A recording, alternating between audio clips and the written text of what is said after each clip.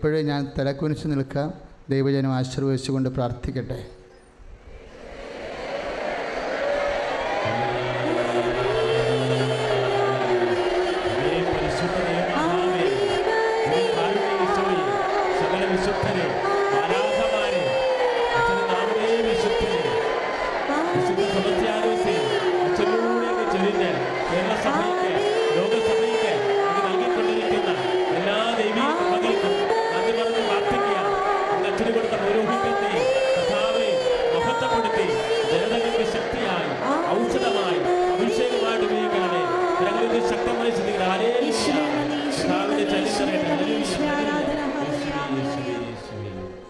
Praise the Lord.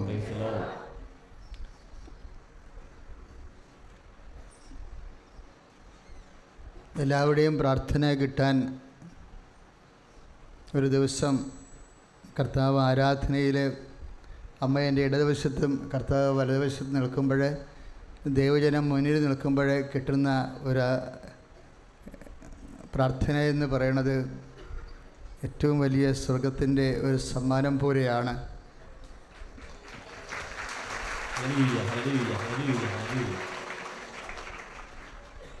പ്രിയപ്പെട്ടവർ, ഞാൻ ഇന്ന് രാവിലെ എഴുന്നേറ്റപ്പോൾ 5:10 എഴുന്നേറ്റപ്പോൾ അപ്പോൾ എൻ്റെ മനസ്സിൽ വന്ന ആദ്യ ചിന്ത, ഈ ദിവസത്തെക്കുറിച്ചുള്ള ആദ്യ ചിന്ത, നമുക്കറിയാമല്ലോ, നമ്മളെ ജ്ഞാനസ്ഥാനത്തിൽ ക്രിസ്തുവിൻ്റെ പൗരോഹിത്യത്തിൽ കൂടി നമ്മൾ എല്ലാവരും പങ്കാളികളാണ്. അത് ഞാൻ പറഞ്ഞതില്ല, പത്രോസിൻ്റെ ശക്തമായ വെളിപാടാണ്. അതിന് റോയൽ പ്രിസ്റ്റ്ഹുഡ് എന്നാണ് പത്രോസ് പറയണത്, രാജകീയ പൗരോഹിത്യം. ഈശോ ഒരേ സമയം തന്നെ രാജാവും പ്രവാചകനും ഈശോ പുരോഹിതനുമായിരുന്നു. അവൻ്റെ നാമത്തിൽ സ്നാനമേൽക്കുമ്പോൾ നമ്മൾ അവൻ്റെ ദൗത്യത്തിൽ കൂടി പദവിയിലും പങ്കാളിയാകുകയാണ്. ഇപ്പം ഞങ്ങൾക്ക് ലഭിച്ചിരിക്കുന്നത് കോൺസ്റ്റിറ്റ്യൂട്ടീവ് പൗരോഹിത്യമാണ്, നിയോജക പൗരോഹിത്യം. അതായത് കർത്താവിൻ്റെ നിർദ്ദേശപ്രകാരം ഒരു പ്രത്യേക ജോലി ചെയ്യുന്നതിന് വേണ്ടി പ്രത്യേകം നിയോഗിക്കുമ്പോൾ ഇതിന് ശുശ്രൂഷ പൗരോഹിത്യമെന്നും പറയും.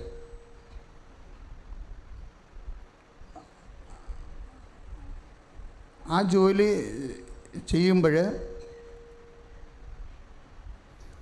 ആ ശുശ്രൂഷ പൗരോഹിത്യത്തിൻ്റെ ലക്ഷ്യം കർത്താവ് നിശ്ചയിച്ച് തന്നിട്ടുണ്ട് നമുക്ക്. എന്താണ്? ജനങ്ങളാണ് ശുശ്രൂഷ പൗരോഹിത്യത്തിൻ്റെ ലക്ഷ്യം.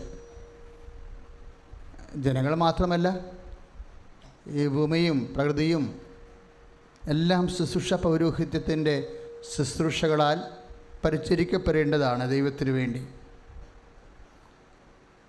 നിങ്ങൾക്ക് ലഭിച്ചിരിക്കുന്നത് രാജകീയ പൗരോഹിത്യം എന്ന് പറയുമ്പോൾ കുറച്ച് അബ്സ്ട്രാക്റ്റാണ്. പക്ഷേ എൻ്റെ മനസ്സിൽ ഇന്ന് രാവിലെ നിങ്ങളോട് പറയാൻ വേണ്ടി ഈശോ തോന്നിച്ചത്, നിങ്ങൾക്ക് ലഭിച്ചിരിക്കുന്നത് പങ്കാളിത്ത പൗരോഹിത്യമാണ് ശരിക്കും. എന്ന് വെച്ചാൽ കർത്താവിൻ്റെ പൗരോഹിത്യത്തിൽ നമ്മൾ ജ്ഞാനസ്ഥാനത്തിൽ പങ്കാളിയാകുമ്പോൾ പൗരോഹിത്യത്തിൻ്റെ പ്രത്യേക ജോലി എന്താണ്? ബലിയർപ്പണമാണ് ശരിക്കും, അല്ലേ? അതിൽ നിങ്ങൾ ഭാര്യ ഭർത്താവിന് വേണ്ടി ബലിയർപ്പിക്കുന്നു. ബലിയർപ്പിക്കുക എന്ന് പറഞ്ഞാൽ എന്താ? മുറിച്ച് വിളമ്പി കൊടുക്കണ കർത്താവിനെ മുറിവിൽ തിരിച്ചറിയണ. ഈ മുറിവിലാണ് എപ്പോഴും ദൈവത്തെ തിരിച്ചറിയണതേ. എപ്പോഴും മുറിവിലാണ് ദൈവത്തെ, ആ വേദനയിലാണ് തിരിച്ചറിയണത്.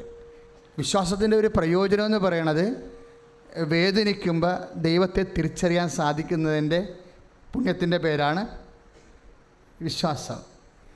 വേദനിക്കുമ്പോൾ ദൈവത്തെ തിരിച്ചറിയാൻ നമ്മളെ സഹായിക്കുന്ന പുണ്യത്തിൻ്റെ പേരാണ്.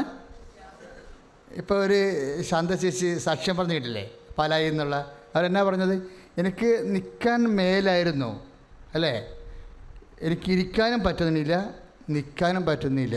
അപ്പോൾ ഞാനിങ്ങനെ കിടന്നു പോകുമെന്ന് തോന്നിയപ്പോൾ ഞാൻ അമ്മയോട് പറഞ്ഞു, അമ്മ പ്രത്യക്ഷപ്പെട്ട ഇടമല്ലേ, എനിക്ക് നിൽക്കാൻ പോലും പറ്റണില്ലല്ല ഇവിടെ എന്ന് പറഞ്ഞപ്പോൾ എൻ്റെ മകൻ മരിച്ചു പോകണമെന്ന് അവനെ 7ാം ക്ലാസ്സുകാരൻ ഒരു 11ാം ക്ലാസ്സിലെങ്കിലും എത്തണ മുമ്പ് ഞാൻ മരിച്ചു പോയാൽ എന്ത് ചെയ്യും എന്ന് ചോദിച്ചുകൊണ്ട് ഇരിക്കാനോ നിൽക്കാനോ മേലാത്ത ആൾ കിടക്കാനും പറ്റാത്തൊരു പരുവത്തിൽ ഇങ്ങനെ ഒരു കാല് കൊന്തി ഇവിടെ നിൽക്കുമ്പോൾ പെട്ടെന്ന് അൾത്താറിൽ നിന്ന് മെസ്സേജ് പോകണ കണ്ടില്ലേ? എന്താണ്? മരണത്തെക്കുറിച്ച് ചിന്തിക്കുന്ന ആളിന് ദൈവം ആയുസ് നീട്ടി നൽകുന്നുവെന്ന്. ഞാനവരെ ഇപ്പോഴും കണ്ടിട്ടില്ല. ഈ നിമിഷം വരെ ഞാൻ യൂട്യൂബിൽ കണ്ടതല്ലാതെ ആ ചേച്ചിനെ എനിക്കറിയത്തില്ല. അച്ഛനെ അറിയില്ലെങ്കിലും അറിയേണ്ട ആളിനെ അറിയാം. കൈയിടിച്ച് കർത്താൻ ഹല്ലേലൂയ. ആത്മാവിലായിരം മുറിവുണക്കിടുന്ന ആത്മീയ നിമിഷമീ ആരാധന. ആത്മാവിലായിരം മുറിവുണക്കിടുന്ന ആത്മീയ നിമിഷമീ ആരാധന. ആത്മശരീര വിശുദ്ധി നൽകും അനുഗ്രഹ നിമിഷമീ ആരാധന. ആരാധന ആരാധന ആരാധന ആരാധന. ഒരുമിച്ച് എല്ലാവരും ആരാധന ആരാധന ആരാധന ആരാധന.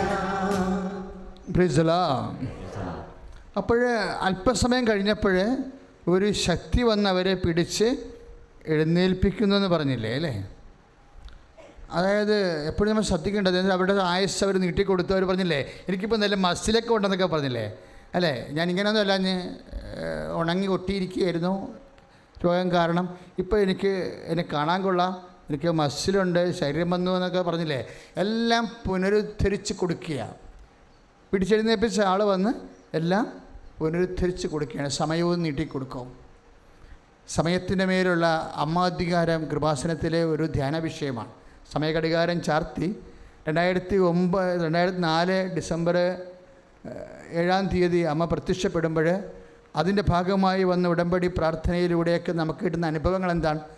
സമയം ദൈവമെന്നാണ് തീരുമാനിക്കുന്നത്. നിൻ്റെ സമയം ലോകം തീരുമാനിക്കാൻ ദൈവം അനുവദിക്കത്തില്ല. സമയത്തിന് അധികാരിയുള്ള ആൾ നിൻ്റെ സമയം തീരുമാനിക്കും. സ്തുതിക്കട്ടെ ഹല്ലേലൂയ.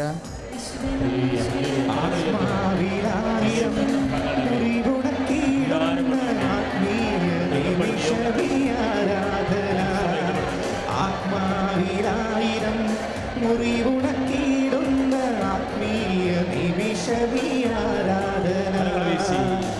ആത്മശരീര വിശുദ്ധി നൽകും അനുഗ്രഹ നിമിഷമീ ആരാധന. ആരാധന ആരാധന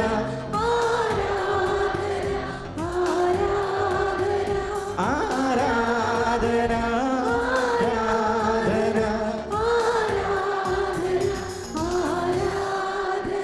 പരിശുദ്ധ പരമദിവ്യകാരുണ്യത്തിന്. അപ്പോൾ പുരോഹിതന്മാരെ ആയുസ് നീട്ടി ചോദിക്കണം. എന്തിനു വേണ്ടിയാ? മുറിച്ച് കൊടുക്കാൻ വേണ്ടി അല്ലേ? നമ്മൾ ആ അമ്മച്ചി ആയുസ് നീട്ടി ചോദിച്ചത് എന്തിനു വേണ്ടിയാ? മകന് തൻ്റെ ശരീരവും സമയവും മുറിച്ച് കൊടുക്കാൻ വേണ്ടി. അപ്പോൾ അവൾ പുരോഹിതയായി മാറുകയാണ്. അതാണ് പങ്കാളിത്ത പൗരോഹിത്യത്തിൻ്റെ പ്രത്യേകത. നീ ആയുസ് ചോദിക്കുമ്പോൾ കർത്താവ് ചോദിക്കും എന്തിനു വേണ്ടിയാണെന്ന് ചോദിക്കും. ഉടനെ ഞാൻ പറയും, നീ പറയണം കർത്താവ് നിൻ്റെ പൗരോഹിത്യത്തിൽ പങ്കാളിയായിക്കൊണ്ട് പങ്കാളിത്ത പൗരോഹിത്യത്തിൻ്റെ ഭാഗമായിട്ട് ഈ കാലഘട്ടങ്ങളിൽ നിൻ്റെ നാമത്തിൽ മഹത്വപ്പെടുത്തിക്കൊണ്ട് നിൻ്റെ ബലി തുടരാൻ വേണ്ടി. സ്തുതിയുടെ ഹല്ലേലൂയ.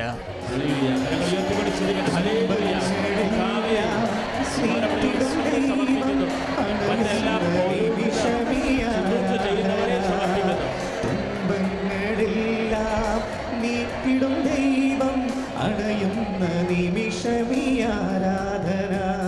ആരാധന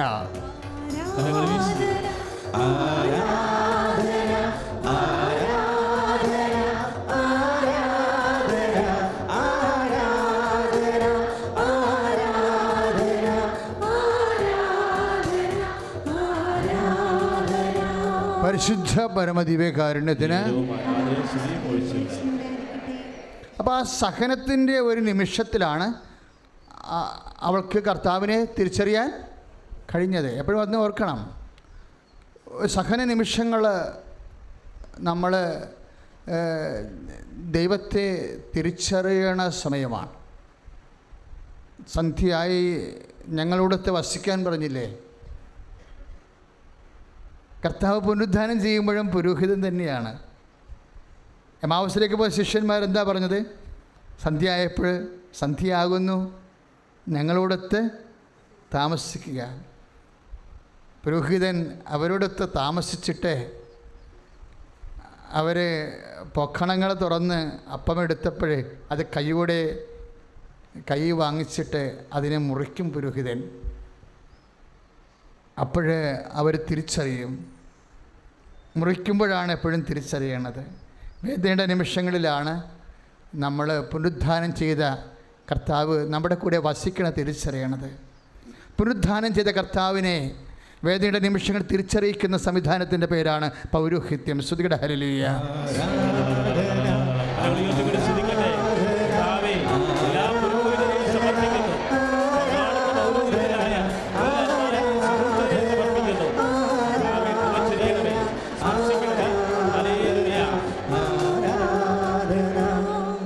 എപ്പോഴും നമ്മൾ ശ്രദ്ധിക്കണം, നമ്മളെല്ലാവരും പുരോഹിതന്മാർ. ഞങ്ങൾ ശുശ്രൂഷ പൗരോഹിത്യത്തിലുള്ളവർ, നിങ്ങൾ കർത്താവിൻ്റെ രാജകീയ പൗരോഹിത്യത്തിലുള്ളവർ, ഞങ്ങൾ കോൺസ്റ്റിറ്റ്യൂട്ടീവ് ആയിട്ടുള്ള നിയോജക പൗരോഹിത്യം ഇതിനു വേണ്ടി ചെയ്യാൻ വേണ്ടി ചുമതലപ്പെട്ടവരാണ് നിങ്ങൾ കർത്താവിൻ്റെ പൗരോഹിത്യത്തിൽ പങ്കാളികളായിക്കൊണ്ട് പാർട്ടിസിപ്പേറ്റീവ് പ്രീസ്റ്റ്ഹുഡ് എന്ന് പറയും. എന്ന് വെച്ച് കഴിഞ്ഞാൽ കർത്താവിൻ്റെ നാമത്തിലാണ് നമ്മൾ ഭാര്യ ഭർത്താവിനും ഭർത്താവ് ഭാര്യയ്ക്കും. പഠിക്കണ കുഞ്ഞുങ്ങളില്ലേ, 2 മണി വരെ ഇരുന്ന് പഠിക്കണ കുഞ്ഞുങ്ങൾ പുരോഹിതരാണ്. എന്താ കാര്യം?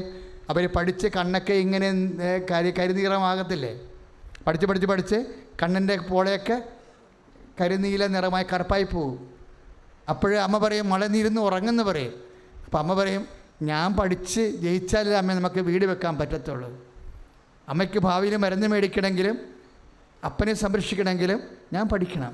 അപ്പോൾ ശരീരം മുറിച്ച് കൊടുത്ത് അവൾ ഉറക്കം നിന്ന് പഠിക്കുമ്പോഴേ അത് കർത്താവിൻ്റെ നാമത്തിൽ ചെയ്യുമ്പോഴാണ് അവൾ കർത്താവിൻ്റെ പൗരോഹിത്യം എക്സർസൈസ് ചെയ്യണത്.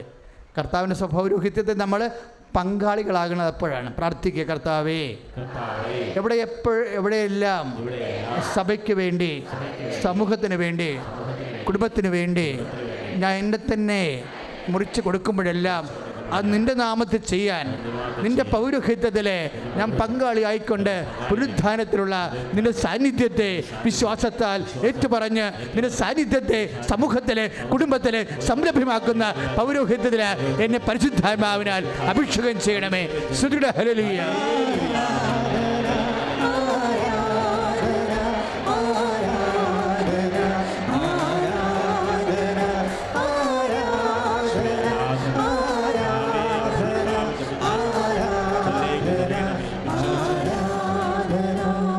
പരിശുദ്ധ പരമദിവ്യകാരുണ്യത്തിന് എപ്പോഴും മനസ്സിലാക്കേണ്ട ഒരു വിഷയമാണ്. നിങ്ങൾക്ക് വേദന ഉണ്ട്, രോഗമുണ്ട്, സങ്കടങ്ങളുണ്ടെന്ന് പറഞ്ഞാൽ അതിൻ്റെ അർത്ഥം കർത്താവിനെ തിരിച്ചറിയാൻ സമയമായെന്ന് മാത്രമേ ഉള്ളൂ. കർത്താവിനെ തിരിച്ചറിയാൻ സമയമായി. നിൻ്റെ വേദന ഈശോൻ്റെ നാമത്തിൽ കാഴ്ചവെക്കണം. നിൻ്റെ വേദനകൾ കൂടുതൽ സ്നേഹം പ്രകടിപ്പിക്കാനുള്ള അവസരമാകണം. മറ്റുള്ളവരുടെ വേദനയും നമുക്ക് കൂടുതൽ സ്നേഹം പ്രകടിപ്പിക്കാനുള്ള സുവിശേഷ സാക്ഷ്യത്തിൻ്റെ അതാണ് ഈ പങ്കാളിത്ത പൗരോഹിത്യം കൊണ്ട് അച്ഛനെ ഉദ്ദേശിക്കുന്നത്. വഴിയെ പോണ പൗരോഹിതന്മാരുണ്ടായിരുന്നു കർത്താവിൻ്റെ കാലത്ത്. വേദനയെക്കുറിച്ച് യാതൊരു താല്പര്യമില്ലാതെ വഴിയെ പോണ പുരോഹിതന്മാരെക്കുറിച്ച് കർത്താവ് പറയും. നല്ല സമറിയാൻ്റെ കഥകളിലെ വഴിയെ പോണ പുരോഹിതന്മാരില്ലേ? നല്ല സമറിയാൻ്റെ കഥയിൽ ഒരു മനുഷ്യൻ വ്രണപ്പെട്ട് വഴിയരികി കിടക്കുമ്പോൾ ഒരു പുരോഹിതൻ വഴിയെ പോയെന്നല്ലേ പറയണത്. വഴിയെ പോയ പുരോഹിതന്മാർ അവിടെ കാലം കർത്താവ് കഴിച്ചു. കർത്താവ് പറഞ്ഞു, എൻ്റെ പുരോഹിതന്മാർ വഴിയെ പോണവരായിരിക്കരുത്.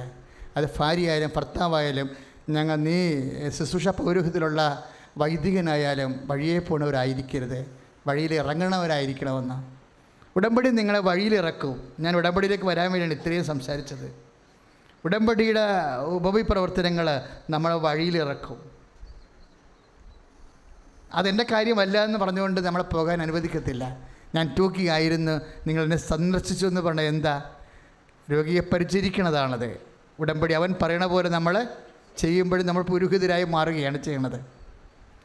അവൻ കഴുതപ്പുറത്തുനിന്ന് താഴേക്ക് ഇറങ്ങി അടുത്ത് ചെന്ന് പരിചരിച്ചെന്നല്ലേ? കുറേ പണിയുണ്ട്. ശരിക്കും ഉടമ്പടി അടുത്ത് ചെല്ലുന്ന പ്രാർത്ഥനയാണ്. ഒരു വ്രണിതൻ്റെ കിടപ്പുകാരൻ്റെ ഏത് തരത്തിലും കിടന്ന് വഴിയിൽ വീണു പോകേണ്ട ആൾക്കാരുണ്ട്. വഴി വീണു പോകണ ഈ ജീവിതയാത്രയുടെ വഴികളിൽ ആര് വീണു പോയാലും ദൈവവേദലെ നിന്നോടും ദൈവം പറയണത് അവൻ വീണു പോയതല്ല പ്രധാനപ്പെട്ട കാര്യം. നീ ഉടമ്പടി വഴി അവൻ്റെ അടുത്ത് ചെല്ലാൻ വേണ്ടിയാണ് ഞാൻ അവനെ വിളിച്ചിരിക്കണമെന്നുണ്ടെങ്കിൽ നീ കർത്താവിൻ്റെ കൃപയിലും സ്നേഹത്തിലും നിറയാൻ വേണ്ടി സുവിശേഷം സാക്ഷ്യമാക്കാൻ വേണ്ടി കർത്താവ് ഒരുക്കിയിരിക്കുന്ന അവസരമാണ്. അവരെൻ്റെ സങ്കടങ്ങളെ സ്തുതിക്കട്ടെ. ഹല്ലേലൂയ.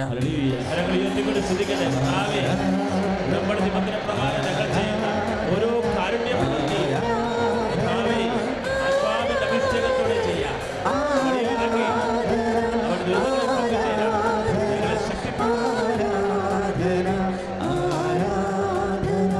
പരിശുദ്ധ പരമദിവ്യകാരുണ്യത്തിന് പ്രാർത്ഥിക്കുക. കർത്താവായ ദൈവമേ, ഉടമ്പടി വഴി അവൻ പറയുന്നത് പോലെ ചെയ്തുകൊണ്ട് എൻ്റെ രാജ്യക പൗരോഹിത്യത്തെ, എൻ്റെ ശുശ്രൂഷ പൗരോഹിത്യത്തെ അങ്ങ് സജ്ജീകരിക്കണമേ, ശക്തീകരിക്കണമേ. കർത്താവെ, കൂടുതൽ നിലവാരമുള്ള ശുശ്രൂഷകരായി ഞങ്ങളെ പരിവർത്തനം ചെയ്യിക്കണമേ. സ്തുതിക്കട്ടെ. ഹല്ലേലൂയ.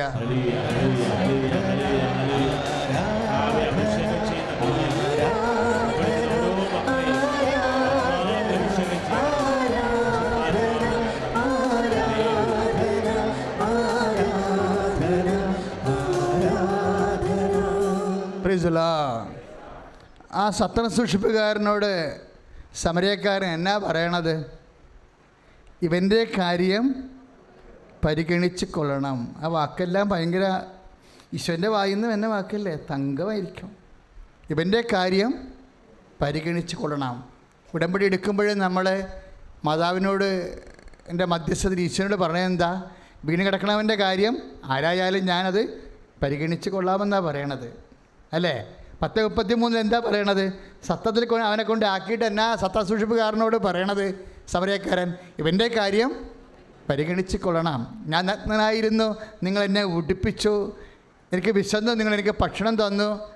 എനിക്ക് ദാഹിച്ചു, നിങ്ങൾ എനിക്ക് കുടിക്കുവാൻ തന്നു എന്ന് പറഞ്ഞുകൊണ്ട് നഗ്നനെ ഉടുപ്പിക്കുകയും വിശക്കുന്നതിന് ഭക്ഷണം കൊടുക്കുകയും ചെയ്തുകൊണ്ട് അവൻ പറയണ പോലെ ചെയ്യാൻ വേണ്ടി നമ്മൾ തീരുമാനിച്ച് ഉടമ്പടി ചെയ്യുമ്പോൾ നമ്മൾ പറയാതെ പറയണ കാര്യം എന്താണ്? നല്ല സമരിയാനായി മാറുകയാണ് നമ്മൾ അവൻ്റെ കാര്യം പരിഗണിച്ച് കൊള്ളണമെന്ന്. ആരാണ് കുടുംബത്തെ, അയൽവാസികളിലെ ജാതിമത ഭേദമന്യേ നീ അവൻ്റെ കാര്യം പരിഗണിക്കുന്നുവോ അന്ന് കർത്താവിൻ്റെ ഉടമ്പടി പുരോഹിതനായി നീ മാറുന്നു. കൈയടിച്ച് കർത്താവ് ഹല്ലേലൂയ.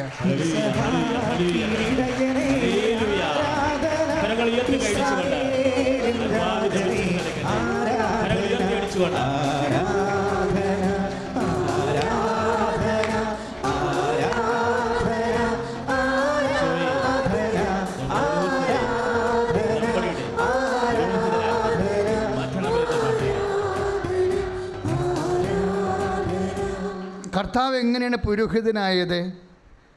സ്വന്തം കാര്യം പരിഗണിക്കാതെ വന്നപ്പോഴാണ്. കർത്താവ് എങ്ങനെയാണ് പുരോഹിതനായത്? മറ്റുള്ളവരുടെ കാര്യം പരിഗണിച്ചപ്പോഴാണ്. ശരിയല്ലേ? അല്ലേ? സെൻറ്റ് പോൾ എന്നാ പറയണത്? അവൻ പ്രകൃത്യാ ദൈവമായിരുന്നു, പിന്നെ അവൻ പുരോഹിതനായി. എങ്ങനെയാണ്? ദൈവത്തോടുള്ള സമാനത മുറുകെ പിടിക്കേണ്ട കാര്യമായി പരിഗണിക്കാതെ. അതാണ് ഈശോ പുരോഹിതനായത്. എങ്ങനെയാണ്? അവൻ്റെ കാര്യം പരിഗണിക്കാതായ. ആ പൗരോഹിത്യത്തിൽ അവൻ്റെ കാര്യം പരിഗണിക്കാതിരിക്കുന്ന വിഷയം മാത്രമല്ല, മറ്റുള്ളവരുടെ കാര്യം. ഇപ്പം നമ്മൾ ഫിലിപ്പ് 2:7 മത്തായിയുടെ ലൂക്കായുടെ സുവിശേഷം 10:33 ചേർത്ത് വായിക്കേണ്ടതാണ്. ഈശോ സ്വന്തം കാര്യം പരിഗണിക്കാതെ അവൻ പുരോഹിതനായപ്പോൾ എന്തിനാണ് അവൻ പുരോഹിതനായത്? മറ്റുള്ളവരുടെ വീട് കിടക്കുന്നവൻ്റെ കാര്യം പരിഗണിക്കാൻ വേണ്ടിയാണ്. ശരിക്കും ഇത് തന്നെ ഉടമ്പടി സംഭവിക്കണത്. നമ്മൾ ഉടമ്പടി ചെയ്യുമ്പോൾ നമ്മുടെ കാര്യം പരിഗണിക്കാതെ നമ്മുടെ സഹായം ആവശ്യമുള്ളവൻ്റെ കാര്യം പരിഗണിക്കാൻ വേണ്ടി നമ്മളെ അഭിഷേകം ചെയ്യാൻ വേണ്ടി സ്തുതിക്കട്ടെ. ഹല്ലേലൂയ.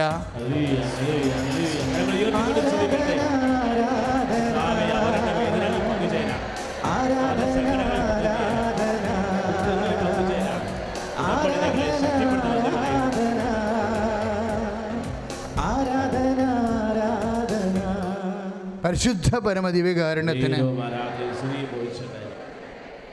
അപ്പോൾ എൻ്റെ മക്കൾ വിചാരിക്കണം, ഈ ഉടമ്പടി എന്ന് പറയണത് ഒരു സമ്പൂർണ്ണ കംപ്ലീറ്റ് പ്രെയറാണ്. ശരിക്കും ജീവിതം ആകപ്പാടെ മാറ്റി, ജീവിതം ഒരു വലിയ സുവിശേഷത്തിൻ്റെ പ്രായോഗിക അവസ്ഥകളിലെ അമ്മമാതാവിൻ്റെ മധ്യസ്ഥത്തിൽ നമ്മളെ ഉയർത്തണ പ്രാർത്ഥനയാണ്.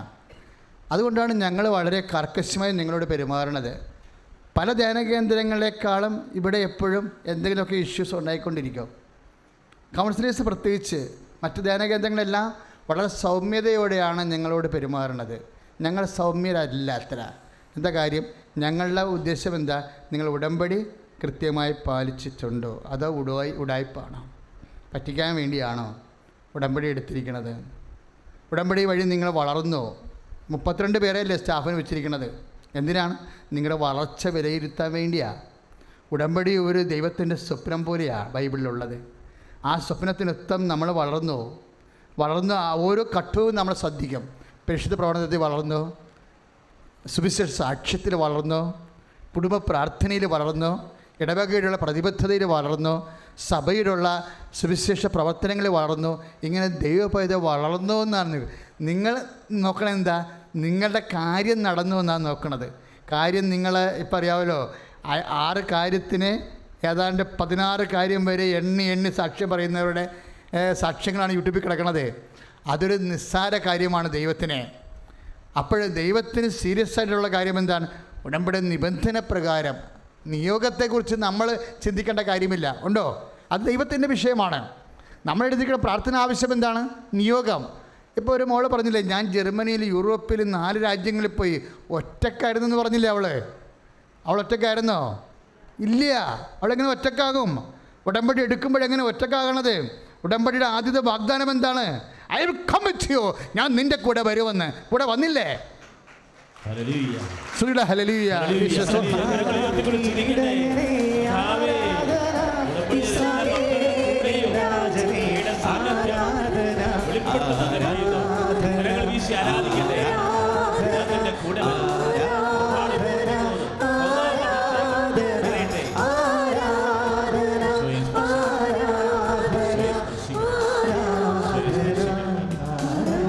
പരിശുദ്ധ പരമദിവ്യകാരുണ്യത്തിന്.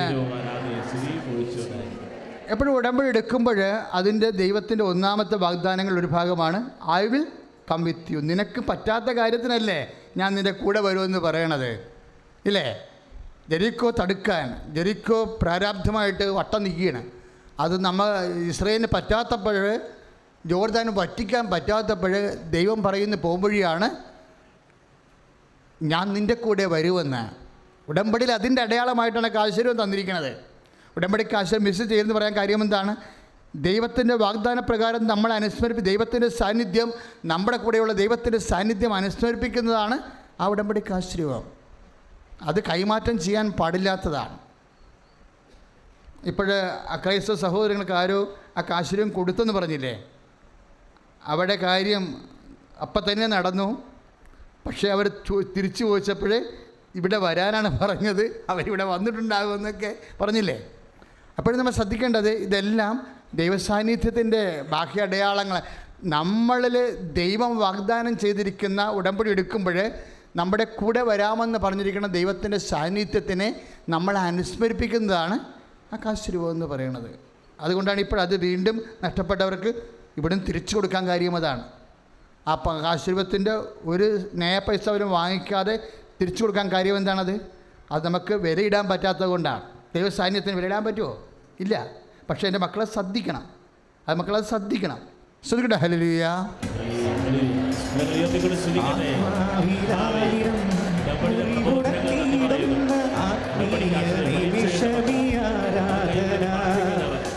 ആത്മശരീര വിശുദ്ധി നൽകും അനുഗ്രഹ നിമിഷമീ ആരാധന, ആരാധന, ആരാധന, ആരാധന, ആരാധന. പരിശുദ്ധ പരമദിവ്യകാരുണ്യത്തിന്, പരിശുദ്ധ പരമദിവ്യകാരുണ്യത്തിന്. അപ്പം മക്കൾ എന്ത് ചെയ്യുമ്പോഴും വളരെ ഉടമ്പടിയുടെ ഒരു സ്പിരിറ്റ് എന്ന് പറയണത് അപാരമായ ദൈവസ്നേഹമാണ്. എന്ത് ചെയ്താലും നിങ്ങൾ ഓരോ ഉടമ്പടി ദിവസം കഴിയുമ്പോഴും ദൈവസ്നേഹത്തിൽ വളർന്നോ. വെറുതെ ഇരിക്കുമ്പോൾ പ്രാർത്ഥിക്കാൻ തോന്നണം. ഉടമ്പടി എപ്പോഴാണ് ഒരു ഘട്ടം പൂർത്തിയാകണമെന്ന് നോക്കിയാൽ അച്ഛൻ പറയും വെറുതെ ഇരിക്കുമ്പോൾ പെട്ടെന്ന് പ്രാർത്ഥിക്കാൻ തോന്നും. കാര്യം പ്രാർത്ഥന പ്രണയം പോലെയാണ്. വെറുതെ ഇരിക്കുമ്പോൾ പെട്ടെന്ന് ഓർത്തു പോകും. ആരെ ഓർക്കും? ദൈവത്തെ ഓർക്കണം. ശ്രുതികട ഹല്ലേലൂയ.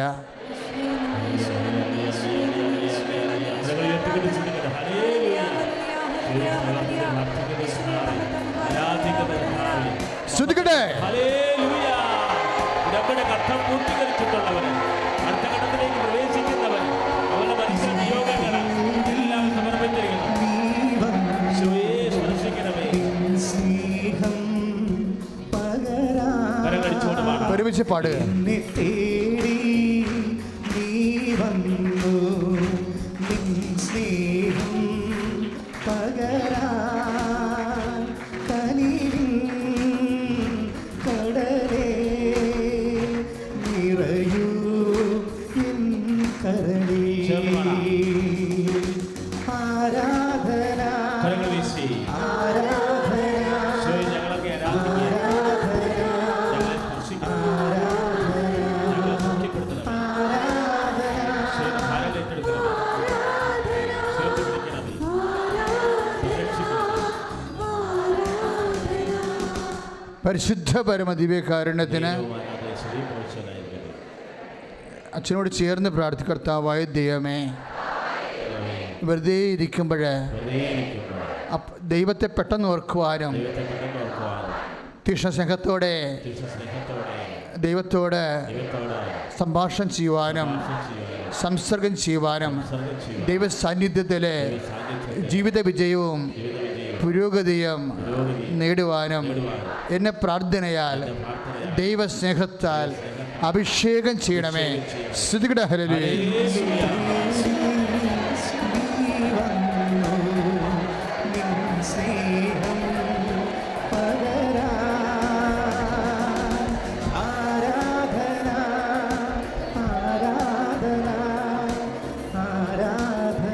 എന്നെ തേടി നീ വന്നു. സ്തുതികട ഹല്ലേലൂയ. കരങ്ങളടിച്ചുകൊണ്ട് ശ്രീ ആരാധന. ശ്രീയെ സ്പർശിക്കണം. ശ്രീയെ തുടരണമേ.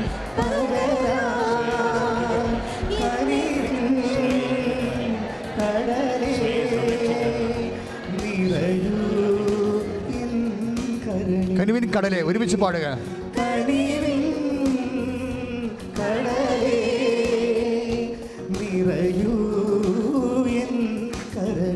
ആരാധന. കരങ്ങൾ വീശി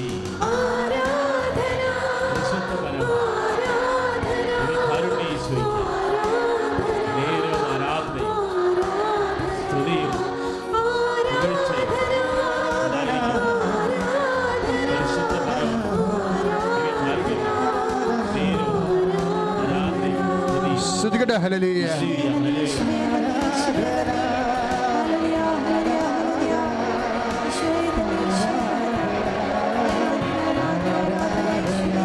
എന്നെ തേടി നീ വന്നു, നിൻ സ്നേഹം പകരാൻ. എന്നെ തേടി നീ വന്നു, നിൻ സ്നേഹം പകരാൻ. കനിവിൻ കടലേ നിറയൂ എൻ കരളേ. കനിവിൻ കടലേ കരങ്ങൾ ഉയർത്തി അടിച്ചുകൊണ്ട് നിറയൂ. നിറയൂ എൻ കരളേ. ആരാധന കരങ്ങൾ വീശി ആരാധന ആരാധന ആരാധന ആമേൻ. ആരാധന ആരാധന ആരാധന. Price the Lord. Praise the Lord. വളരെ സന്തോഷകരമായ സാക്ഷ്യങ്ങളൊക്കെയാണ് കേട്ടത് നമ്മൾ. ആ സാക്ഷ്യങ്ങളുടെ പ്രകൃതി ഭയങ്കര രസമാണ്. ഒരു ചേച്ചി പറഞ്ഞില്ലേ, എനിക്ക് ഒന്നുമില്ലായിരുന്നു, വീട്, സ്ഥലം, കടങ്ങൾ, ഇങ്ങനെ വീടില്ല, സ്ഥലമില്ല, കടങ്ങളാണ്, എല്ലാം കർത്താവ് എനിക്ക് തിരിച്ചു തന്നുവെന്ന് അവർ ആവർത്തിച്ച് ഇങ്ങനെ വാതോരാതെ പറയണത്. ഒന്നുമില്ലായിരുന്നു, എല്ലാം കർത്താവ് തിരിച്ചു തന്നു വന്ന ശാന്തിച്ച് അങ്ങനല്ലേ പറഞ്ഞത്. എനിക്ക് ആരോഗ്യം ഒന്നുമില്ലായിരുന്നു, ഞാനിങ്ങനെ ഒട്ടി ഉണങ്ങിപ്പോയി, എല്ലാം കർത്താവ് എനിക്ക് തിരിച്ചു തന്നു വന്ന ഉടമ്പടി എല്ലാം തിരിച്ചു തരണ പ്രാർത്ഥനയാണ്, എല്ലാം തിരിച്ചു തരണതാ. അപ്പോൾ എല്ലാം തിരിച്ചു തരുമ്പോൾ ഇവിടെ ഇരിക്കുന്ന ഓരോ മക്കൾക്കും നഷ്ടപ്പെട്ടതെല്ലാം കർത്താവ് തിരിച്ചു തരും. എല്ലാ മേഖല കണ്ടില്ലേ? സാമ്പത്തിക മേഖലയൊക്കെ അവർ സാക്ഷ്യം പറഞ്ഞത് കണ്ടില്ലേ? സാമ്പത്തിക മേഖല എന്താ പറഞ്ഞത്? നിങ്ങൾ എടുക്കരുത്, ഞാൻ എൻ്റെ കർത്താവ് എന്നെ സഹായിക്കും, ഞാൻ എടുത്തോളാം എന്നൊക്കെ പറഞ്ഞുകൊണ്ട് 5 നമ്പർ എടുക്കണം കണ്ടില്ലേ? 5 നമ്പറൊക്കെ അവരെടുക്കണത് എന്തിനാണ്? ദാറ്റ് മീൻസ് എല്ലാ മേഖലകളിലും വിശ്വാസി വിജയിക്കണം കണ്ടില്ലേ? വിശ്വാസം ശക്തിപ്പെട്ട് വരുമ്പോൾ എല്ലാം റീഗെയിൻ ചെയ്യാം. ദൈവത്തിന് പണ്ട് മുതലേ ഉള്ള ഒരു പ്രവർത്തന രീതിയാണ് stretch out your hands. Isho പറഞ്ഞില്ലേ 2:3 മർക്കോസിൻ്റെ സുവിശേഷം, കൈ സൂക്ഷിച്ചു പോയിരുന്നതിനോട് എന്താ പറഞ്ഞത്? അവനെ കണ്ടപ്പോഴേ കരളലിഞ്ഞ് പറഞ്ഞു സ്ട്രെച്ച് ഔട്ട് യുവർ ഹാൻഡ്സ്, നിൻ്റെ കൈ നീട്ടാൻ പറഞ്ഞു. അപ്പോൾ പക്ഷേ കൈ കുറുകിപ്പോയതാ. അവൻ പറഞ്ഞു ഐ കാൻറ്റ് ജീസസ്, എനിക്ക് പറ്റണില്ല കർത്താവ്, ഇത് ജന്മനാ കുറുകിയതാണെന്ന് പറഞ്ഞ് ഉടനെ കണ്ണു നിറഞ്ഞ് കർത്താവ് തൻ്റെ കൈ നീട്ടി. അവൻ്റെ കൈ നീളുന്നില്ലെങ്കിൽ ദൈവപൈതലെ, നിൻ്റെ കൈ നീളുന്നില്ലെങ്കിൽ അവൻ്റെ കൈ നീണ്ടുകൊണ്ട് നിൻ്റെ കൈയെ സ്പർശിച്ചുകൊണ്ട് ആ കൈയെ പൂർവാവസ്ഥയിലേക്ക് അവൻ മാറ്റും. കൈ ഇടിച്ച് ഞങ്ങളുടെ ശാരീരിക രോഗങ്ങൾ മുഴുവനും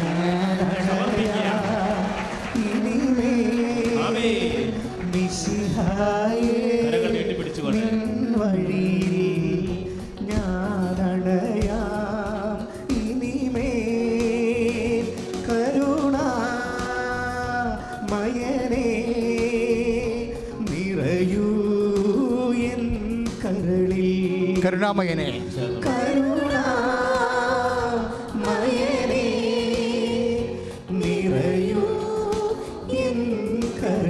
എന്നെ തേടി നീ വന്നു, നിൻ സ്നേഹം ഒരുമിച്ച് എന്നെ തേടി നീ വന്നു, നിൻ സ്നേഹം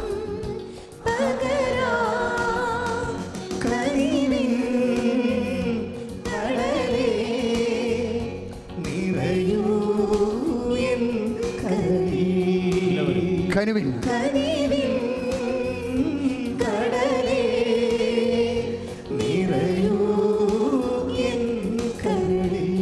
പരിശുദ്ധ പരമദിവ്യകാരുണ്യത്തിന് നമുക്ക് നഷ്ടപ്പെട്ടതെല്ലാം ദൈവം തിരിച്ചു തരുന്ന അടയാളങ്ങളാണ് സാക്ഷ്യങ്ങളിലൂടെ നമ്മൾ കേട്ടുകൊണ്ടിരുന്നത്. അപ്പോൾ ദൈവമത് എൻ്റെ മനസ്സിൽ വന്നൊരു ചിന്ത എന്താണെന്ന് അറിയാമോ? കർത്താവ് എല്ലാം തിരിച്ചു കൊടുക്കണമല്ലോ, ശരീരം, സമ്പത്ത് എല്ലാം തിരിച്ചു കൊടുക്കുന്നു, നഷ്ടപ്പെട്ടതെല്ലാം തിരിച്ചു കൊടുക്കുന്നു. അപ്പോൾ ദൈവത്തിന് നഷ്ടപ്പെട്ടത് നമ്മളും തിരിച്ചു കൊടുക്കണം. ദൈവത്തിന് കുറേ നഷ്ടപ്പെട്ടിട്ടില്ലേ? അതെല്ലാം നമ്മൾ തിരിച്ചു കൊടുക്കണം. എന്താ ദൈവത്തിന് നഷ്ടപ്പെട്ടത്? ഇപ്പം ഇന്ന് രാവിലെ ഈ പൗരോഹിത്യ ചിന്തയുടെ കൂടെ കർത്താവ് എൻ്റെ ഉള്ളിൽ തന്ന ഒരു ചിന്തയാണ്. ഇപ്പം കർത്താവ് നമുക്കൊരു കൽപ്പന തന്നു. എന്താ കൽപ്പന? വ്യഭിചാരം ചെയ്യരുത് എന്ന് പറഞ്ഞ കൽപ്പന ഉണ്ട് അല്ലേ? മനുഷ്യൻ വ്യഭിചാരം ചെയ്യാതിരുന്ന ദൈവത്തിന് എന്നാ വല്ല പ്രത്യേകത ഉണ്ടോ? വല്ല ഗുണവും കിട്ടുമോ? അത് ചിന്തിക്കണം. അപ്പോൾ നമ്മൾ ചിന്തിക്കണം എന്താ വിഷയമെന്ന്. കാര്യം കർത്താവിന് മുമ്പ് വ്യഭിചാരം പുണ്യമായിരുന്നു. ഈ ആദത്തിന് അവനൊക്കെ സൃഷ്ടിച്ചിട്ട് ഏദൻ തോട്ടം BC 500 സീക്രട്ട് പ്രോസ്റ്റിറ്റ്യൂഷൻ ഉണ്ടായിരുന്ന സ്ഥലമാണ്. അർമേനിയ എന്ന് പറഞ്ഞ സ്ഥലത്ത്, ഇറാഖ്, യൂഫ്രട്ടീസിന് നദിയുടെ ഇടയ്ക്കുള്ള നദീതീരങ്ങളിലുള്ള ക്ഷേത്രങ്ങളിലൊക്കെ ശ്രീകോവിലിൽ വ്യഭിചാരം ഉണ്ടായിരുന്ന സ്ഥലമാണ്. വ്യഭിചാരം ഒന്ന് പുണ്യമായിരുന്നു. നിയമം വന്നപ്പോഴാണ് വ്യഭിചാരം പാപമായത്.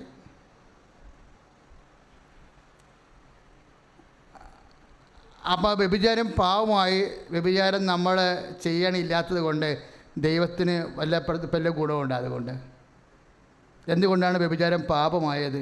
വ്യഭിചാരം പാപമാണ് എന്നുള്ളതിനേക്കാൾ ഉപരി നമ്മൾ ചിന്തിക്കേണ്ടത് വ്യഭിചാരം എന്തുകൊണ്ടാണ് പാപമായത്.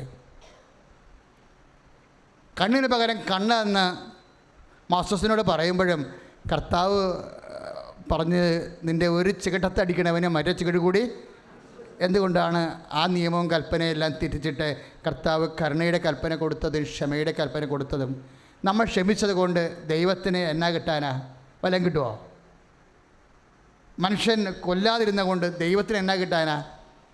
വല്ലതും കിട്ടുമോ? എന്താ പ്രശ്നം ഇതിൻ്റെ? എന്തുകൊണ്ടാണ് ഒരു പാപം ചെയ്യരുത് എന്ന് പറയണത്? ദൈവത്തിന് എന്തെങ്കിലും പുണ്യം അതുകൊണ്ട് കിട്ടണകൊണ്ടാണോ? അല്ല, മറിച്ചെന്താണ്? ആത്മാവിനെ നിർവീര്യമാക്കാൻ, പരിശുദ്ധാത്മാവിനെ നിർവീര്യമാക്കാതിരിക്കാൻ വേണ്ടിയുള്ള ദൈവിക പദ്ധതിയാണത്. 1 തെസ്സലോനിക്കർ 5:19 പറഞ്ഞില്ലേ? 1 തെസ്സലോനിക്കർ 5:19 എന്താണ്? പരിശുദ്ധാത്മാവിനെ നിർവീര്യമാക്കരുത്. വേറെ അരൂപി ഇപ്പം മൃഗങ്ങളെപ്പോലെയൊക്കെ മനുഷ്യന്മാർ ജീവിക്കാൻ തുടങ്ങിക്കഴിഞ്ഞാൽ എന്ത് പറ്റും? ജഡാരൂപി കയറി വരും. ജഡാരൂപി കയറി വന്നു കഴിഞ്ഞാൽ പരിശുദ്ധാത്മാവ് നിർവീര്യമാകും. ജഡാരൂപി കയറി വരുമ്പോഴേ പരിശുദ്ധാത്മാവ് നിർവീര്യമാകുകയും ദൈവവും നമ്മളും തമ്മിലുള്ള കണക്ഷൻസ് പോകും. ദൈവാത്മാവിനാൽ നയിക്കപ്പെടുന്നവരാണ് ദൈവത്തിൻ്റെ മക്കളെ. റോമ 8:14 എന്താ പറയണത്? ദൈവാത്മാവിനാൽ നയിക്കപ്പെടുന്നവരെ ദൈവത്തിൻ്റെ മക്കളാണ്. അപ്പം ജഡത്തിൻ്റെ ആത്മാവിൽ നയിക്കപ്പെടുന്നവരെ ജഡത്തിൻ്റെ മക്കളാണ്. ദൈവത്തിൻ്റെ മക്കളെന്ന പദവിയാണ് നമുക്ക് പാപം വഴി നഷ്ടപ്പെടുന്നത്. ഞാനും നിങ്ങളും തമ്മിലുള്ള ബന്ധം നിങ്ങൾ നഷ്ടപ്പെടുത്തരുത്. അങ്ങനെ നഷ്ടപ്പെടുത്തിയിട്ടുണ്ടെങ്കിൽ ദൈവത്തിന് നഷ്ടപ്പെട്ടത് തിരിച്ചു കൊടുക്കുവാൻ നമ്മൾ ബാധ്യസ്ഥരാണ്. കൈയിടിച്ച് കിടത്താണ്.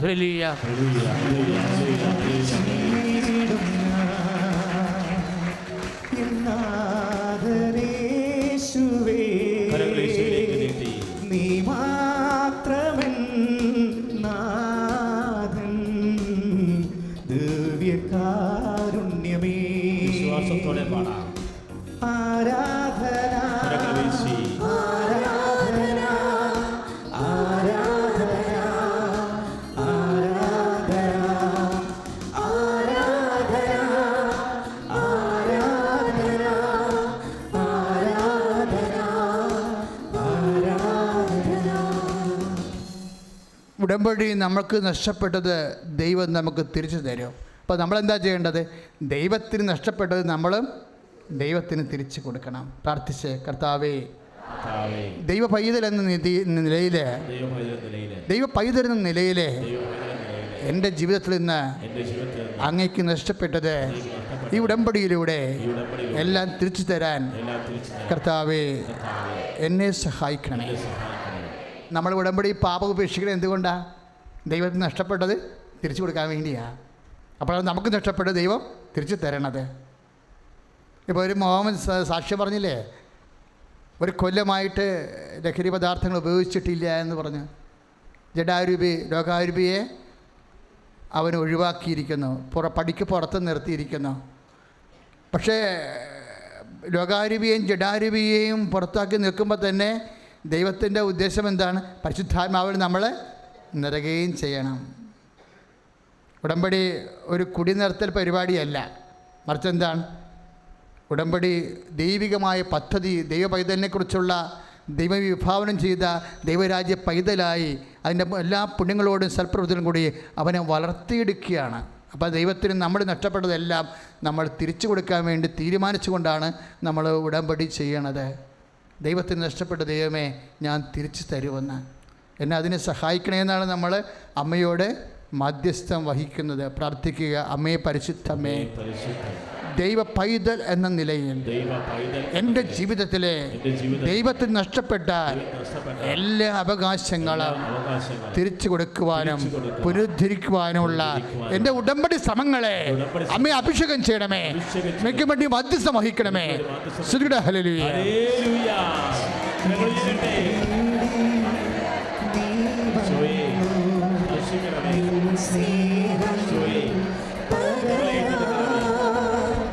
എന്നെ തേടി നീ വന്നു, നിൻ സ്നേഹം പകരാ കനിവിൻ കടലേ, നിറയൂ എൻ കരളിൽ. പരിശുദ്ധ പരമദിവ്യകാരുണ്യത്തിന് നേരവും ആരാധനയും സ്തുതിയും പുകഴ്ചയുണ്ടായിരിക്കട്ടെ. പരിശുദ്ധ പരമദിവ്യകാരുണ്യത്തിന് നേരവും ആരാധനയും സ്തുതിയും പുകഴ്ചയുണ്ടായിരിക്കട്ടെ. പരിശുദ്ധ പരമദിവ്യകാരുണ്യത്തിന് നേരവും ആരാധനയും സ്തുതിയും പുകഴ്ചയുണ്ടായിരിക്കട്ടെ. പിള്ളേരെ രോഗസൗഖ്യ പ്രാർത്ഥനയ്ക്ക് നമ്മൾ പ്രവേശിക്കുകയാണ്. ഇന്ന് ഒത്തിരിയേറെ അനുഭവ രോഗസൗഖ്യങ്ങളെ നമ്മൾ കേട്ടു. യൂട്യൂബിൽ പോലും ആരാധന കേൾക്കൊണ്ടിരിക്കുന്നവരെ കർത്താവ് വിശ്വാസമുള്ളവരെ സുഖപ്പെടുത്തുന്നതും അവരിവിടെ വന്ന് സാക്ഷ്യം പറയുകയും ചെയ്തു. അത്രയും പ്രസരമാണ് എല്ലാ മീഡിയയും, പ്രഭാഷണത്തിൻ്റെ എല്ലാ മീഡിയയും ഇങ്ങനെ ദൈവം അഭിഷേകം ചെയ്ത് ദൈവത്തിൻ്റെ ഇടപെടലിൻ്റെ മാധ്യമങ്ങളാക്കി മാറ്റിയിരിക്കുക. ലോകത്ത് ഒത്തിരി മാധ്യമങ്ങളുണ്ട്, സാത്താനെ മഹത്വപ്പെടുത്തുന്ന മാധ്യമങ്ങളുമുണ്ട്.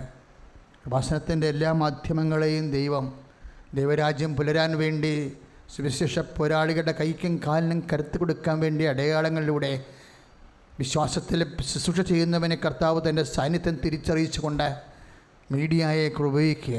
അതുകൊണ്ട് കൃപാസനത്തിൻ്റെ എല്ലാ മാധ്യമങ്ങളെയും പ്രാർത്ഥിക്കുക. കർത്താവേ, കൃപാസനത്തിൻ്റെ എല്ലാ മാധ്യമങ്ങളെയും, തിരുസഭയുടെ എല്ലാ മാധ്യമങ്ങളെയും ഈ നിമിഷം ലോകത്തിന് സുവിശേഷത്തിൻ്റെ സാക്ഷ്യത്തിൻ്റെ മാധ്യമമാകാൻ, കരുത്താർന്ന മാധ്യമമാകുവാൻ ആശീർവദിക്കണമേ. ഹല്ലേലൂയ.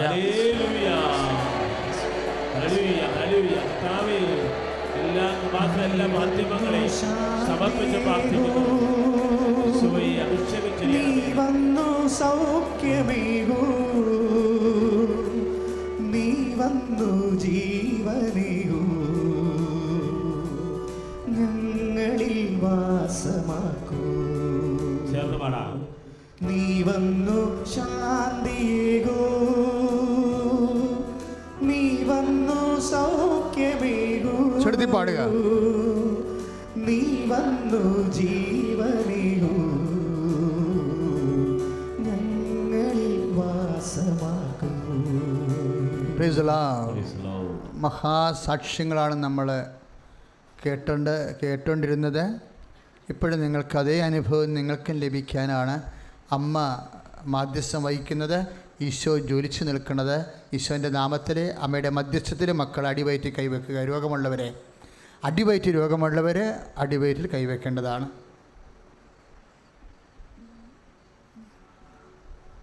നെഞ്ചിൽ രോഗമുള്ളവർ നെഞ്ചിൽ കൈവെക്കണം. ഇപ്പോൾ അമ്മയുടെ മധ്യസ്ഥ ഈശോ എന്നെ സുഖപ്പെടുത്തുന്ന വലിയ സ്വർഗീയ നിമിഷമാണ്. എന്നെ ശ്രവിക്കുന്ന എല്ലാവരും യൂട്യൂബിലും ഫേസ്ബുക്കിലുമൊക്കെ പ്രോഗ്രാം ശുശ്രൂഷ പങ്കെടുത്തുകൊണ്ടിരിക്കുന്നവരും എപ്പോഴാണോ ഇത് നിങ്ങളെ യൂട്യൂബിലേക്ക് തിരിച്ചെത്തുന്നത്, 2-3 ദിവസം കഴിഞ്ഞായാലും ശരി, ആ സമയത്തും വിശ്വാസത്തോടെ ഈ ആരാധനയിൽ പങ്കെടുക്കുമ്പോൾ സൗഖ്യപ്പെടുന്നതായിരിക്കും. അതിനുവേണ്ടി നമ്മൾ പ്രാർത്ഥിക്കുന്നുണ്ട്.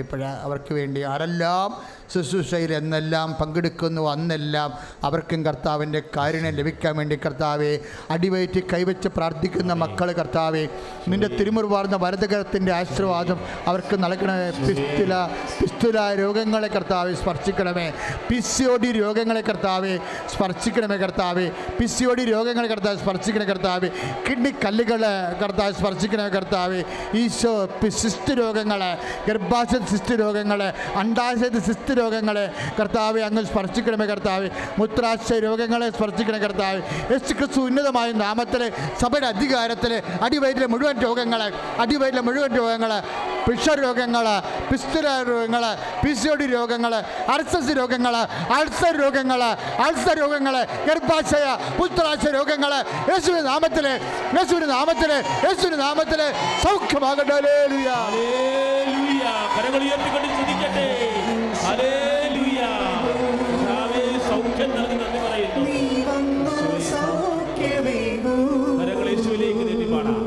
നീ വന്നു ജീവനേകൂ, എല്ലാവരും ചേർന്ന് ഞങ്ങളിൽ വാസമാക്കൂ. നീ വന്ന് സൗഖ്യമേകൂ. ശക്തി പാടുക. നീ വന്നു സൗഖ്യമേകൂ, നീ വന്നു ശാന്തിയേകൂ,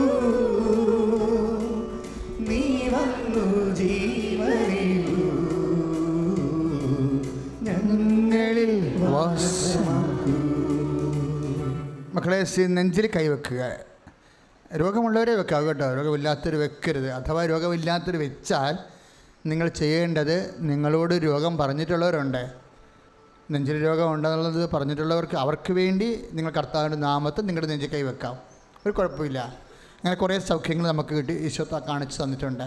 നമുക്ക് രോഗമില്ല, പക്ഷേ നമ്മുടെ ബന്ധുക്കളെ, സ്വന്തപ്പെട്ടവരെ, സുഹൃത്തുക്കളെ, നമുക്കറിയാവുന്നവർ, അവർക്ക് രോഗമുണ്ട്. അവരെ രോഗം സുഖപ്പെടുത്താൻ വേണ്ടി നിനക്ക് കർത്താവിൻ്റെ നാമത്തിൽ നിൻ്റെ നെഞ്ചിൽ അവർക്ക് വേണ്ടി കൈവച്ച് പ്രാർത്ഥിക്കാവുന്നതാണ്. അച്ഛനോട് ചേർന്ന് പ്രാർത്ഥിക്കുക. കർത്താവേ, നെഞ്ചിന് വേദനക്കാരെ അങ്ങയുടെ തിരുസന്നിധിയിൽ സമർപ്പിക്കുന്ന കർത്താവേ, ശ്വാസകോശ രോഗികളെ വിശുദ്ധ രക്തത്താൽ കഴുകണമേ. ഹൃദയത്തിൻ്റെ വാൽവുകൾ ചുരുങ്ങിപ്പോകുന്നവർ, അടഞ്ഞു പോകുന്നവർ കർത്താവേ ഇപ്പോൾ സ്പർശിക്കണമേ. ഓ അമ്മേ, പരിശുദ്ധമ്മേ, ദൈവമാതാവേ, നെഞ്ചുവേദനക്കാരെ, ഹൃദയരോഗികൾ, കരൾ രോഗികൾ, ബിൽഡ്രൂബിൻ കൂടുതലുള്ളവർ, ഹൃദയരോഗികൾ, യേശുവിന്റെ നാമത്തിൽ, ശ്വാസകോശ രോഗികൾ, വലിവ്, ആസ്മ, ശ്വാസം മുട്ടൽ, യേശുവിന്റെ നാമത്തിൽ, യേശുവിന്റെ നാമത്തിൽ, യേശുവിന്റെ നാമത്തിൽ, യേശുവിന്റെ നാമത്തിൽ, യേശുവിന്റെ നാമത്തിൽ സൗഖ്യമാകട്ടെ. കരങ്ങളുയർത്തി സ്തുതിക്കട്ടെ. കർത്താവിനാൽ ഹൃദയരോഗികളെ സ്പർശിക്കുകയാണ്. ശ്വാസകോശ നീ വന്ന് സൗഖ്യമേകും. Hallelujah, hallelujah.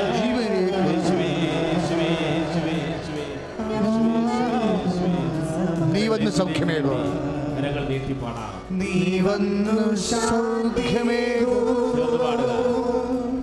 നീ വന്നു സൗഖ്യമേകൂ, എല്ലാവരും ചേർന്ന് നീ വന്നു ജീവനേകൂ, ഞങ്ങളിൽ സന്തോഷത്തോടെ, സ്നേഹത്തോടെ നീ വന്നു ജീവനേകൂ. നീ വന്നു ജീവനേകൂ, നീ വന്നു സൗഖ്യമേകൂ, നീ വന്നു ശാന്തിയേകൂ, ഞങ്ങളിൽ നീ വന്നു ജീവനേകൂ. ചെറുതല്ലേ, നീ വന്നു ജീവനേകൂ, നീ വന്നു സൗഖ്യമേകൂ,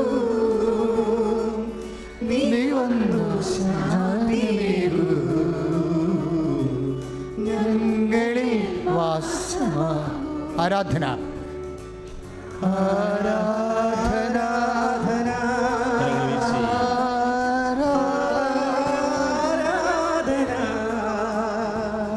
ചേർന്ന് പാടാം. ആരാധന, യേശുവേ, യേശുവേ ആരാധന. Price the Lord. ഹല്ലേലൂയ. ഈ പിൻകഴുത്തിന് കർത്താവ് സൗഖ്യം നൽകുന്ന സന്ദേശമുണ്ട്. ശ്രദ്ധിക്കണം. എന്തൊക്കെ ഇങ്ങനെ ആപ്പിൾ പോലെ ആപ്പിളിൻ്റെ കളറിൽ ചെറുത്, അതിൻ്റെ മുഖത്ത് മഞ്ഞ, അതിൻ്റെ സൈഡിന് ചുവപ്പ് നിറമുള്ള എന്തോ മുഴകൾ നമ്മുടെ ശരീരത്തിലുണ്ട്. രോഗമായിട്ട് ആ മുഴകളെ കർത്താവ് ഇപ്പോഴ് സ്പർശിച്ച് സുഖപ്പെടുത്തിക്കൊണ്ടിരിക്കുന്നു. ഹല്ലേലൂയ. നീ വന്നു സൗഖ്യമേകൂ,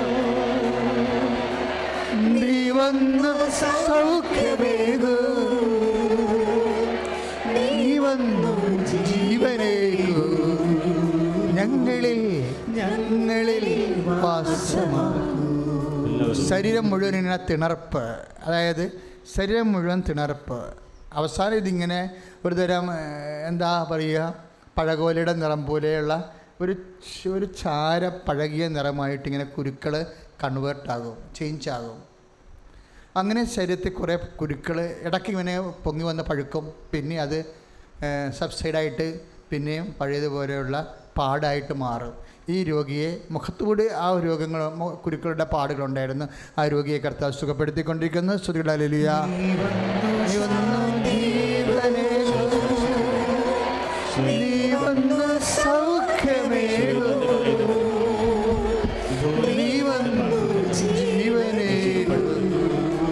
ഞങ്ങളിൽ നേരത്തെ കണ്ട അസുഖം സൗഖ്യം എന്ന് പറയുന്നത് പിൻകഴുത്തിലാണ്. പിൻകഴുത്തിൽ ഇങ്ങനെ സ്പോണ്ടിലോസിസ് പോലെ എന്തോ രോഗങ്ങൾ ഇങ്ങനെ മടന്തിയൊക്കെ ഇങ്ങനെ മടങ്ങി കിടക്കൊണ്ട്, അതുപോലെ തന്നെ അവിടെ രോഗം പെടലി അനക്കാൻ പറ്റാത്ത രീതിയിൽ അകത്ത് അസ്ഥിക്കുഴകളിലും കഴുത്തിൻ്റെ അസ്ഥിക്കുഴകളിലൊക്കെ വേദനയും നീരും ദ്രവിപ്പും അതുപോലെ തന്നെ ഉരസ്സിലുമുള്ള രോഗിയെ കർത്താവ് സുഖപ്പെടുത്തിക്കൊണ്ടിരിക്കുന്നു. ശ്രുതിയുടെ ഹല്ലേലൂയ.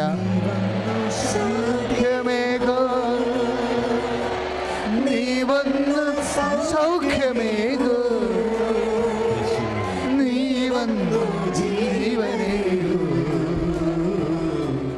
ഞങ്ങളിൽ വാസമാക്കൂ. നമ്മൾ പ്രാർത്ഥിക്കാൻ വിട്ടുപോയ രോഗികളെ കർത്താവ് സുഖപ്പെടുത്തുന്നുണ്ട്. അതായത് രക്തസ്രാവ രോഗി 6 ദിവസത്തിൽ കൂടുതൽ രക്തസ്രാവങ്ങൾ നിലനിൽക്കുകയും അവർക്ക് 10, 40, 45 വയസ്സ് കാണുമായിരിക്കും. അതുപോലെ തന്നെ ഇതുപോലെ സ്രാവ രോഗികളെ കർത്താവ് സ്പർശിക്കുന്നതിനൊക്കെ പ്രാർത്ഥിക്കാം. പലപ്പോഴും സ്രാവവുമായി ബന്ധപ്പെട്ട കുറേ രോഗങ്ങളില്ലേ, വൈറ്റ് ഡിസ്ചാർജ് പോലുള്ള രോഗങ്ങൾ, വെള്ളപ്പൊക്കിൻ്റെ അസുഖങ്ങൾ, മൂത്രം ഇറ്റിറ്റ് പോണവർ, ഒഴിക്കാൻ പറ്റാതിരിക്കുന്നവർ, പലപ്പോഴും ഇങ്ങനെ മൂത്രം പൊയ്ക്കൊണ്ടേയിരിക്കുന്നവർ, ചെവിയിൽ നിന്ന് പഴുപ്പ് വന്നുകൊണ്ടേയിരിക്കുന്നവർ, മൂക്കിൽ നിന്ന് എഴുതി ഒരിക്കലും മാറാത്തവർ, അലർജി രോഗികൾ, സ്രാവ രോഗികൾ, സ്പർശികളെ ഹല്ലേലൂയ.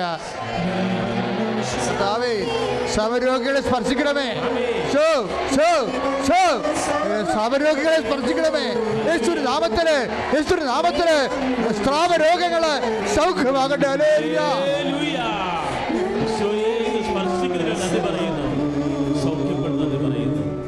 നീ വന്നു ശാന്തിയേകൂ. കരങ്ങൾ യേശുവിലേക്ക് നീട്ടിപ്പിടിച്ചുകൊണ്ട് പാടാം. നീ വന്നു സൗഖ്യമേകൂ.